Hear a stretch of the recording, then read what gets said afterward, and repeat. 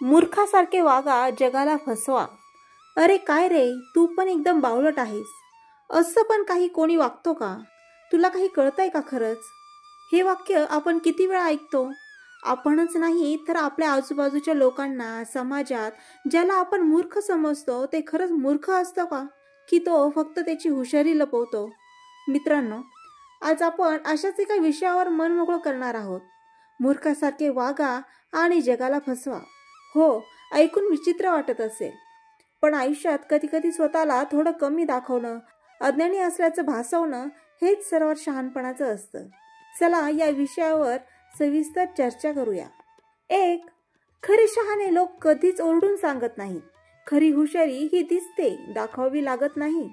आपल्याला वाटतं की हुशार व्यक्ती तोच जो स्वतः बोलतो, सल्ले देतो, सर्वांना शिकवतो. पण खरे हुशार लोक गप्प बसतात. ते संधी येईपर्यंत थांबतात. महाभारतातील विदुर, हनुमान किंवा श्रीकृष्ण यांना पहा. ते सगळं काही जाणून सुद्धा अनेक वेळा गप्प राहतात.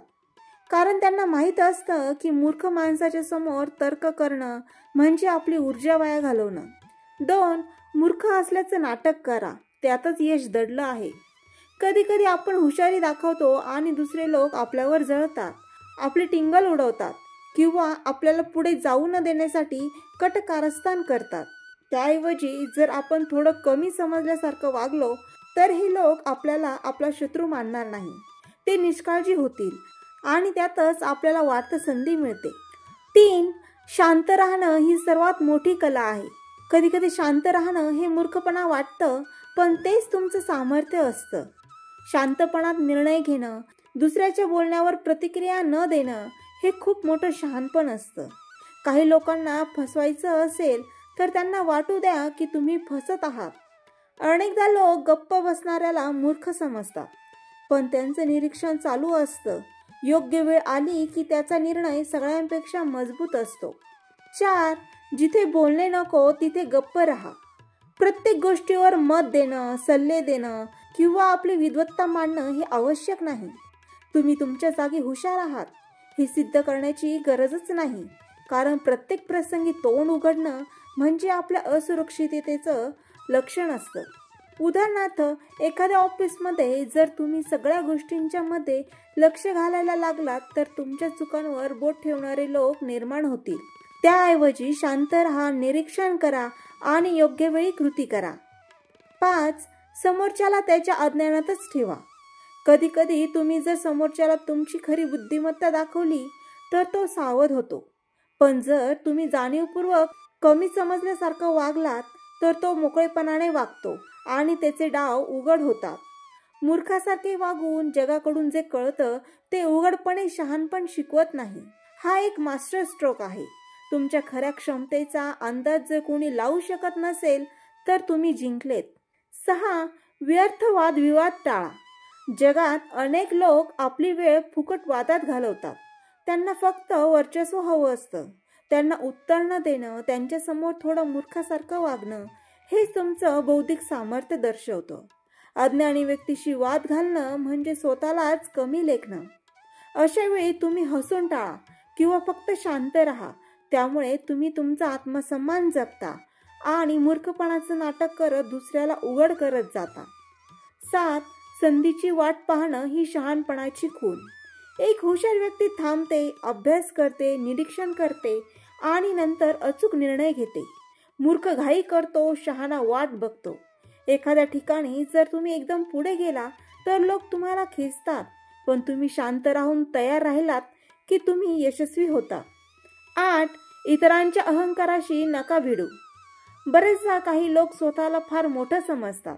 त्यांना जर तुम्ही त्यांच्यापेक्षा जास्त जाणत आहात हे दाखवलं तर त्यांचा अहंकार दुखवतो आणि मग ते तुमच्या विरोधात जातात. त्यापेक्षा त्यांना वाटू द्या की तेच श्रेष्ठ आहेत आणि तुम्ही त्यांच्या मूळ स्वभावाचं निरीक्षण करत राहा. एक दिवस त्यांच्या अडचणींमध्ये ते तुमच्याकडे सल्ला मागतील. 9. तुमचं शहाणपण तुम्हीच ओळखा, सगळ्यांना दाखवू नका. तुमचं ज्ञान, तुमचं अनुभव, तुमची ताकद हे प्रत्येकाला दाखवण्यासाठी नसते, ती गरजेनुसार वापरण्यासारखी असते. धनाढ्य लोक आपल्या श्रीमंतीचा गवगवा करत नाहीत, तसंच खरे बुद्धिवंत लोक आपल्या बुद्धीचा गवगवा करत नाहीत. म्हणूनच मूर्खासारखं वागा पण शहाण्यासारखं जगा. 10. मूर्ख समजून लोक तुमचा फायदा घेतील पण तेच त्यांच्या पतनाचं कारण बनेल. काही वेळा लोक तुम्हाला मूर्ख समजून तुम्हाला कमी लेखतात, पण जेव्हा परिस्थिती बदलते तेव्हा तेच लोक आश्चर्यचकित होतात आणि त्यांना पश्चाताप होतो. ज्यांना मूर्ख समजलं जातं तेच कधी कधी राजा होतात. 11. यशाची गुरुकिल्ली कमी बोलणं जास्त करणं. बोलणाऱ्यांना लोक टाळतात पण कृती करणाऱ्यांना लोक फॉलो करतात. आपली शहाणीव फक्त कृतीतून दाखवा, शब्दांमधून नाही. 12. मूर्खपणाचा मुखवटा घालून आपली ताकद लपवा.